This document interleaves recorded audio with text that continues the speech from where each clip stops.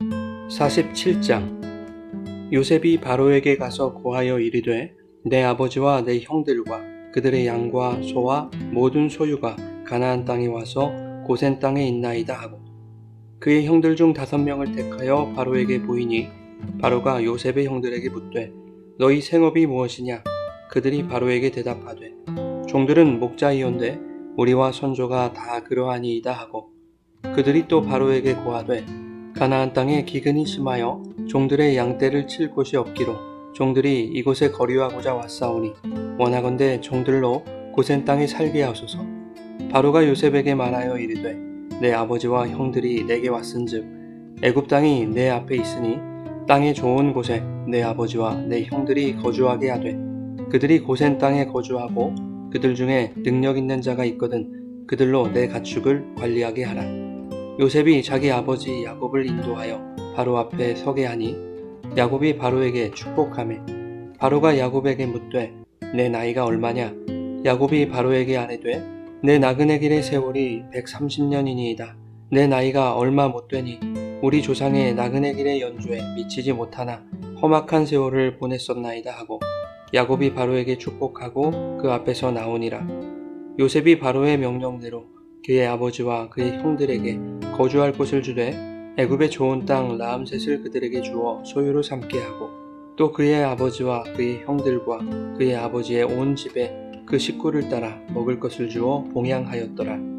기근이 더욱 심하여 사방에 먹을 것이 없고 애굽 땅과 가나안 땅이 기근으로 황폐하니 요셉이 곡식을 팔아 애굽 땅과 가나안 땅에 있는 돈을 모두 거두어 들이고 그 돈을 바로의 궁으로 가져가니 애굽 땅과 가나안 땅에 돈이 떨어진지라.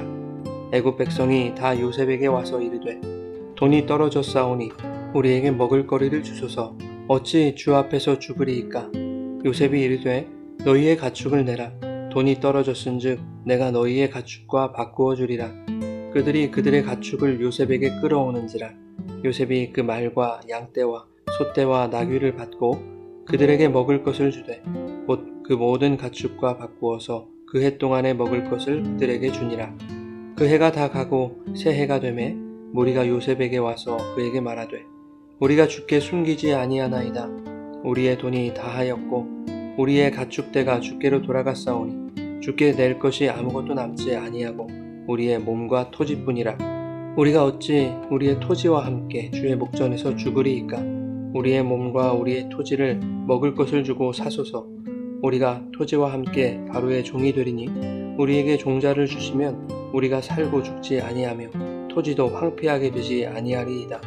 그러므로 요셉이 애굽의 모든 토지를 다 사서 바로에게 바치니 애굽의 모든 사람들이 기근에 시달려 각기 토지를 팔았음이라. 땅이 바로의 소유가 되니라. 요셉이 애굽 땅 이 끝에서 저 끝까지의 백성을 성읍들에 옮겼으나 제사장들의 토지는 사지 아니하였으니 제사장들은 바로에게서 녹을 받음이라. 바로가 주는 녹을 먹음으로 그들이 토지를 팔지 않음이었더라. 요셉이 백성에게 이르되 오늘 내가 바로를 위하여 너희 몸과 너희 토지를 샀노라. 여기 종자가 있으니 너희는 그 땅에 뿌리라. 추수의 5분의 1을 바로에게 상납하고 5분의 4는 너희가 가져서 토지의 종자로도 삼고 너희의 양식으로도 삼고 너희 가족과 어린 아이의 양식으로도 삼으라. 그들이 이르되 주께서 우리를 살리셨사오니 우리가 주께 은혜를 입고 바로의 종이 되겠나이다. 요셉이 애굽 토지법을 세우매 그 5분의 1이 바로에게 상납되나 제사장의 토지는 바로의 소유가 되지 아니하여 오늘날까지 이르니라. 이스라엘 족속이 애굽 고센 땅에 거주하며 거기서 생업을 얻어 생육하고 번성하였더라. 야곱이 애굽 땅에 17년을 거주하였으니 그의 나이가 147세라. 이스라엘이 죽을 날이 가까우매 그의 아들 요셉을 불러 그에게 이르되 이제 내가 내게 은혜를 입었거든 청하노니 내 손을 내 허벅지 아래에 놓고 인애와 성실함으로 내게 행하여 애굽에 나를 장사하지 아니하도록 하라. 내가 조상들과 함께 눕거든 너는 나를 애굽에서 메어다가 조상의 묘지에 장사하라.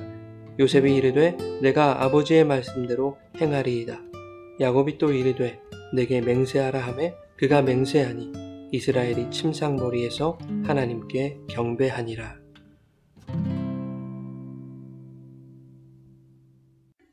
여러분 좋은 아침입니다. 오늘도 말씀의 은혜가 여러분의 삶 속에 가득하기를 소망합니다. 여러분, 요셉은 꿈을 꾸는 사람이었습니다. 과거 떡 맡은 관원장, 술 맡은 관원장, 그리고 바로왕의 꿈을 해석한 것이 모두 현실로 이루어졌습니다. 그러한 경험들을 통해 요셉은 꿈이라는 것이 하나님의 뜻을 반영하고 있다라는 것을 알게 되었을 것입니다. 하나님이 자신에게 주신 꿈 또한 하나님이 반드시 성취하실 하나님의 뜻이라는 것도 깨닫게 되었을 것입니다. 그리고 그 꿈이 현실이 되지 않습니까? 기근을 피해 애굽으로 내려온 요셉의 형들이 요셉 앞에 엎드려 절하게 되었던 것이죠. 요셉은 애굽의 노예로 팔려 총리가 되기까지 오랜 시간을 애굽인으로 살아갔지만 하나님의 영에 감동된 사람이었고 히브리 민족의 정체성을 잃지 않았을 것입니다. 그는 어린 시절 구전으로 전해지던 하나님의 말씀과 언약을 분명히 기억하며 살았을 것입니다. 애굽이라는 이방 땅에서 살아가고 있던 요셉이었기에 창세기 15장의 언약은 누구보다도 현실감 있게 느껴졌을 것입니다. 창세기 15장은 하나님이 횃불로 쪼갠 고기 사이를 지나가시는 아브람과의 언약의 장면이지요.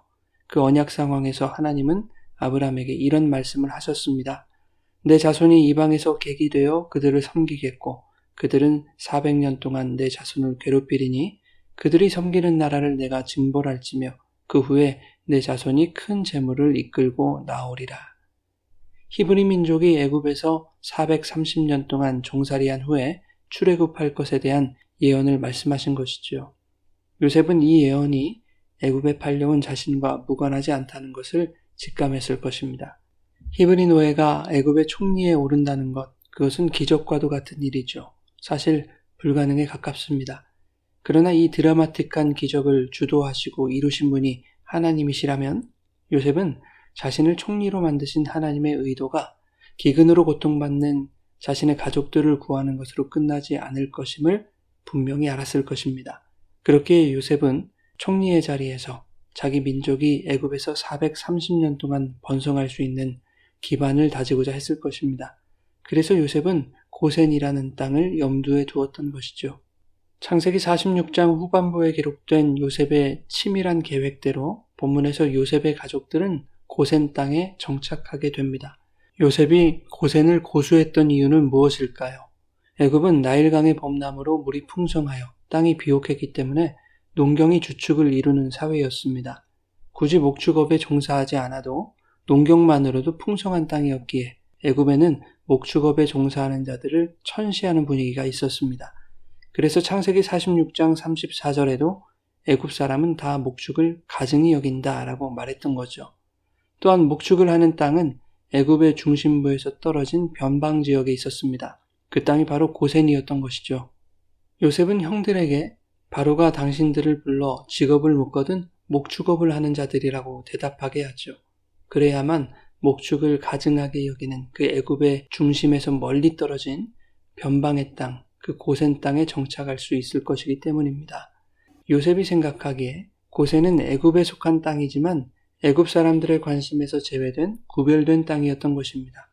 요셉은 자기 민족이 비록 애굽에서 종살이하게 되더라도 이 구별된 땅에서 하나님의 백성으로 구별되어 살아가기를 바랐던 것이지요. 실제로 출애굽기에서 10가지 재앙이 일어날 때 하나님이 이 고센 지역만 재앙이 미치지 못하도록 하셨습니다. 자, 요셉의 주도 면밀한 계획대로 그의 아버지와 형제들이 고센에 정착하게 되었습니다. 그리고 바로왕의 가축도 관리하게 되었습니다. 고센 땅에 사는 히브리 민족은 애굽 사람들이 기피하는 전문 목축인들로 살아가게 됐습니다.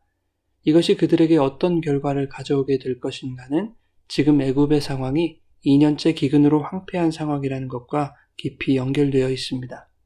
기근이 심해지자 애굽의 백성들이 요셉에게 와서 양식을 구합니다. 그러자 요셉은 그들의 가축과 양식을 바꾸게 하죠. 백성들이 양식과 바꾼 가축들은 모두 국가의 재산으로 귀속됩니다. 즉 왕의 소유가 되는 것이죠.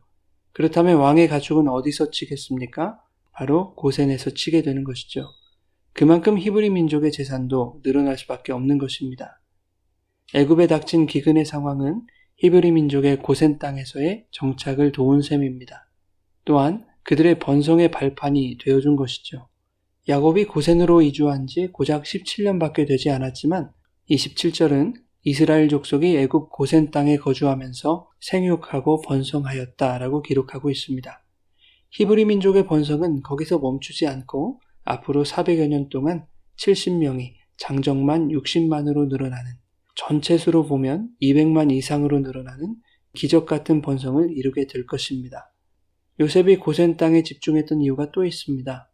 애굽에서의 번성도 중요하지만 430년 후에 애굽을 떠나는 일은 더 중요한 일이죠. 고센은 애굽의 끝자락에 있는 땅입니다. 다시 말해서 가나안 땅에서 가장 가까운 애굽 땅인 것이죠. 즉, 출애굽에 최적화된 지리적 이점을 가지고 있는 땅이라고 요셉은 생각했을 것입니다. 이처럼 요셉의 삶은 하나님이 당신의 뜻을 이루어 가시는 도구였습니다.